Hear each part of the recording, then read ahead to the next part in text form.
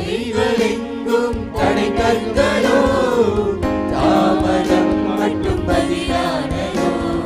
பாதைகளெங்கும் தடை கற்களோ, தாமதம் மட்டும் பதிலானதோ. நேர்வழியாய் நம்மை நடத்திடும் தேவன் நிச்சயம் நடத்துவார், பயமில்லையே. நேர்வழியாய் நம்மை நடத்திடும் தேவன் நிச்சயம் நடத்துவார், பயமில்லையே. பயமில்லையே.